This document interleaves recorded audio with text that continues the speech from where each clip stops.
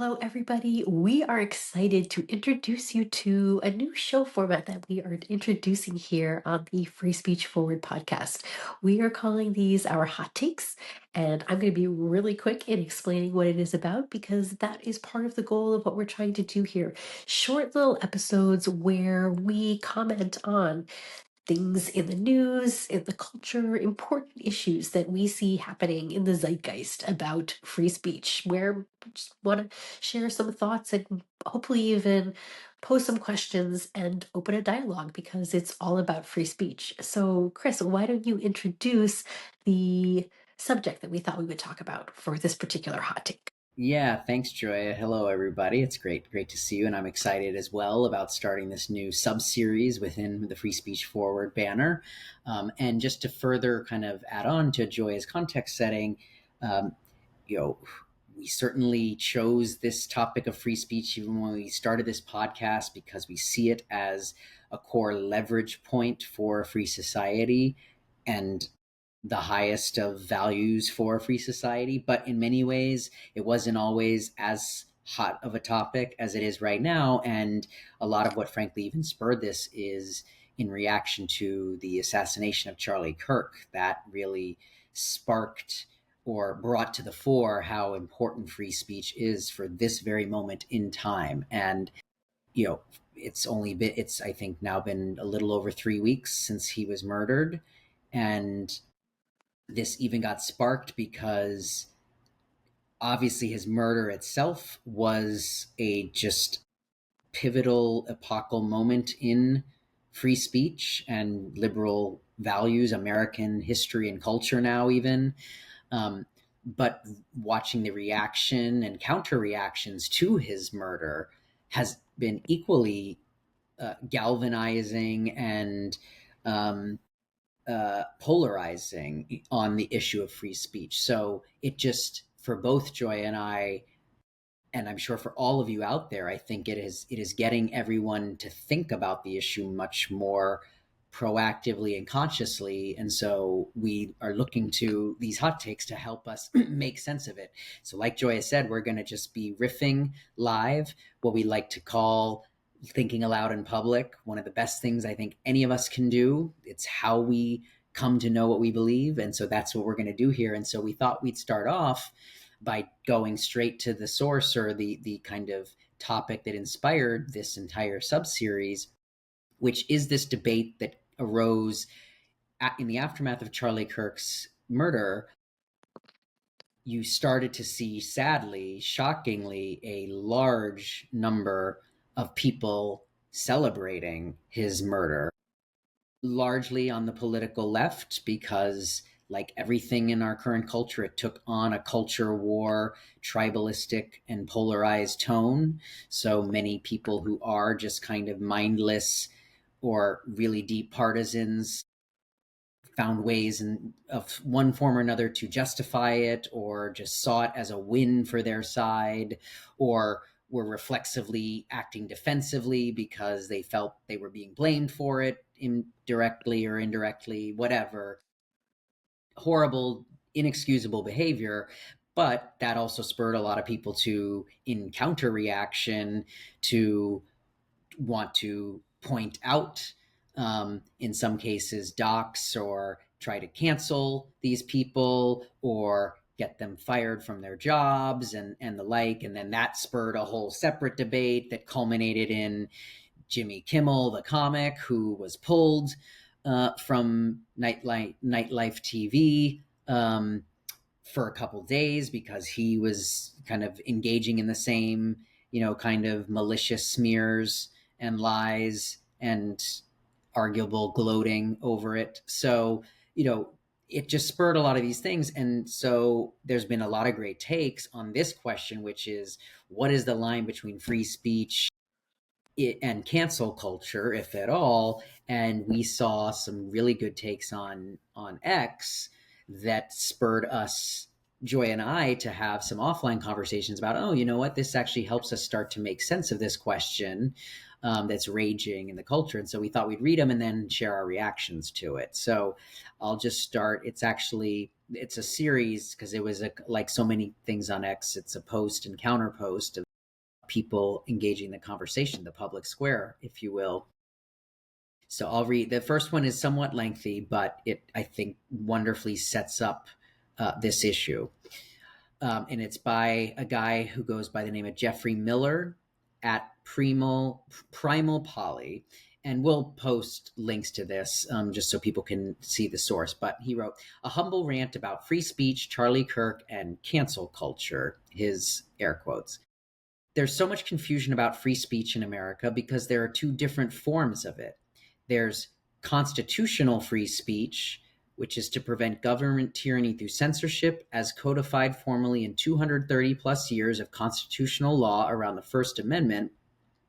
And then there's cultural free speech, a set of informal cultural norms, traditions, and practices to encourage people to express their true beliefs and values to each other without fear of reprisals, ostracism, or other non government forms of punishment.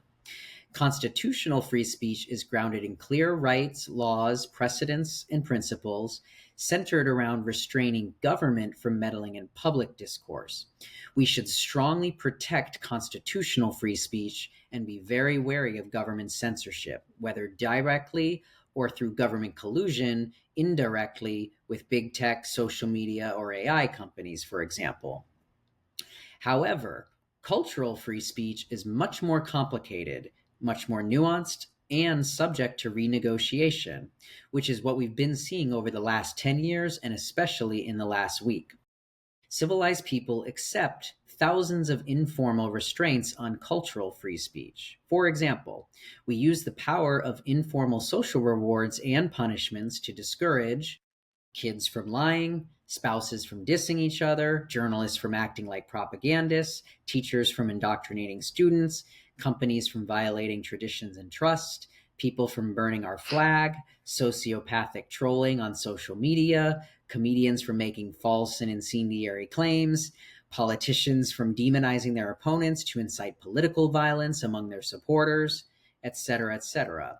All of these are restraints on cultural free speech, and they could be seen as micro versions of cancel culture, but they're widely supported and they're not directly related to government censorship or First Amendment law. Yes, the First Amendment helps establish and reinforce the social norms around cultural free speech, and cultural free speech helps reinforce the willingness of citizens, politicians, and judges to protect our First Amendment rights. But I see a lot of people on both the left and the right confusing the two forms of civilization's commitment to free speech. The tricky thing about cultural free speech is that it requires a high degree of public consensus and social trust. It requires political partisans to respect some basic ground rules when dealing with each other, including a degree of mutual respect and civility. It requires a mutual détente that minimizes the use of cancel culture tactics.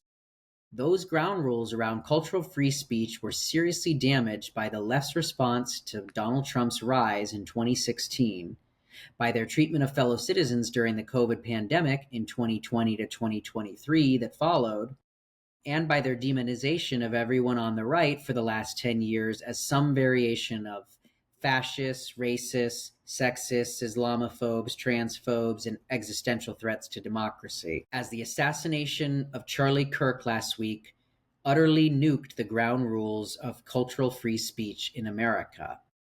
Leading leftists repeatedly incited the assassination of the right's leading advocate for cultural free speech, and then millions of leftists celebrated, condoned, and defended his assassination and demonized his views after his death. So the right is no longer willing to play nice with the left. That's what we're seeing here. Not an attack on the First Amendment, but a long overdue renegotiation between left and right of the norms and practices around cultural free speech. Given these special circumstances and what they have revealed about many on the left's true beliefs, values, and goals, many of the previous civilized norms around cultural free speech have been suspended. The burden is on the left to apologize publicly, repeatedly, and profusely with genuine remorse for their decade-long attacks on cultural free speech. If the left can take a good hard look in the mirror, do some serious soul-searching, and tone down its rhetoric for the next few years, then maybe the right can eventually forgive them, and we can reestablish a stronger, better, more honorable form of cultural free speech in America for the coming decades. Until then, the right should vigorously support and defend constitutional free speech, but no compelling reason for the right to continue to respect the norms of cultural free speech that the left abandoned 10 years ago. So, and then I'll just quickly read one guy's response that's the most linked, or the top response to this thread, because I think it further drew out some good points here on this distinction. The guy was Colin Wright at Swipe Right. Cultural norms around free speech are necessarily more restrictive than legal free speech because laws, while grounded in morality, are not identical to morality. Social enforcement of moral norms is healthy and binds society together in ways that laws alone never could. The left has cleverly reframed this reality to make it sound controversial, and many on the right have taken the bait. Conservatives wouldn't have objected to cancel culture if it had simply meant socially sanctioning people for glorifying murder. The outrage came because the left weaponized it against people stating obvious facts or moral truths, things like there are only two sexes or all lives matter, or by twisting words to falsely smear opponents as racists in order to silence them. That's a far cry from what is going on here now. The right is merely applying social sanctions to genuinely antisocial behavior, the kind of thing that has always been fair game for social sanction. Don't left don't let the left trick you into thinking that that makes uh, us hypocrites. They normalize canceling people over harmless statements, and now they cry foul when they're called out for openly advocating violence. So it's a lot in there. That took up a lot of our time here with the hot take, and I think it's sufficient just to leave it for people to mull, but I figure we could share at least some initial reactions around. I definitely have some thoughts, but you were the one who even brought these particular, I still call them tweets, to my attention. Yeah. So I'm curious, even what really stood out here for you. Yeah, I would say it's this very distinction that there are, we've talked about in this show, in all of our work, and certainly offline in many of our conversations, Joya, about, we often use the terms, um, the culture of free speech, which to me has always meant something broader than just the legal regime that upholds First Amendment rights and protections against the government. And the culture of free speech is admittedly a kind of abstract, amorphous, and changing kind of concept. So to me, I thought these tweets were just great to kind of help flesh out that distinction and even define, particularly they called it cultural free speech, but to me, it's a good synonym for this separate phenomenon of the culture of free speech, which is, the environment and conditions by which people feel comfortable to express what it is they really believe, whether or not they're legally protected from the government censoring them, which is, I think, the distinction. So I just loved it because I thought it was a necessary refresh of this distinction, because in the last few weeks, as this debate has arisen about, oh, is the right now being hypocritical, engaging in cancel culture itself?